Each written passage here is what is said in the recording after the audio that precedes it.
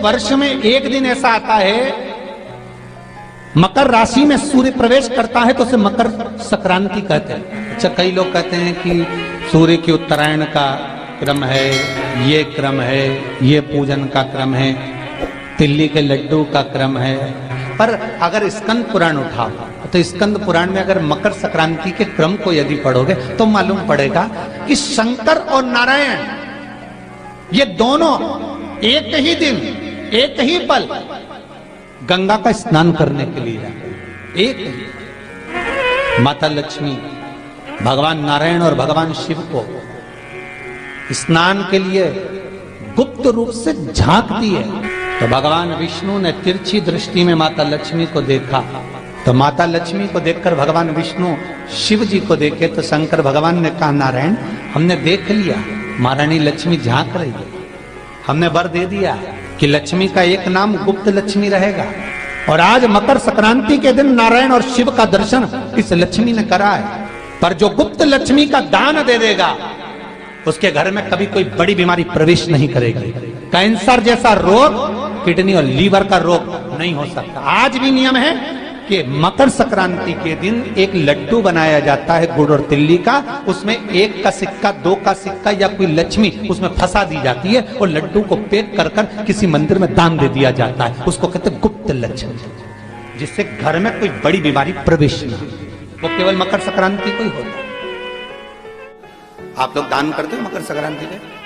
कितनी चीजें दान करते हो? और सुहागन माताओं को देते हो ना? क्या देते हो? कितने देते हो? 13 14 कितने? 14। कौन से पुराण में लिखा है कि 14 चीज देना चाहिए? तो महाराज आप कह सकते हो अग्नि पुराण में वर्णन आता है। देवऋषि नारद भगवान विष्णु के पास जाकर पूछते हैं, नारायण कृपा करिए। भगवान विष्णु ने पूछा क्या बात है, बोलिए देवऋषि नारद क्या चाहता है, हमें इतना सा बता दो। शिव जी के यहाँ जाते हैं तो पहले उनके द्वारपाल से पूछना पड़ता है अंदर जाने के लिए। ब्रह्मा जी के यहाँ जाते हैं तो ब्रह्मा जी के द्वारपाल से पूछना पड़ता है। इंद्र के यहाँ जाते हैं तो इंद्र के द्वारपाल से पूछना पड़ता है।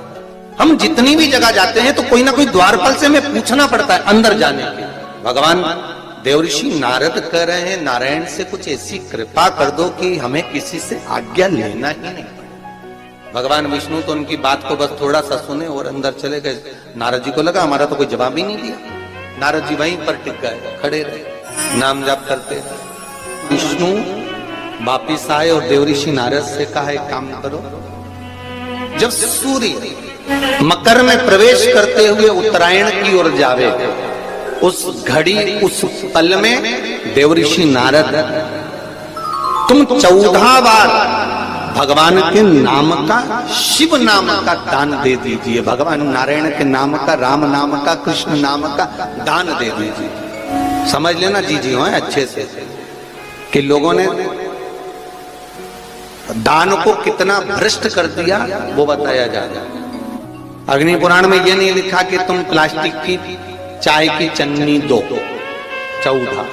यहाँ क्या लिखा अग्नि पुराण में कि मकर संक्रांति के दिन जब सूर्य उत्तरायण भाव में प्रवेश करे, मकर में जावे, उस समय पर देवऋषि नारद तुम्हारे मुख से अगर 14 बार भगवान के नाम का दान 14 जीवों को दे आओगे तो किसी भी देवता के पास जाओगे तुम्हें परमिशन की जरूरत नहीं पड़ेगी, तुम डायरेक्ट प्रवेश कर जाओगे। डायरेक्ट। अब तुमको अगर बैकुंठ में डायरेक्ट प्रवेश करना हो तो बिना पूछे, तो उसके लिए कहा ही मकर संक्रांति पे दान दो।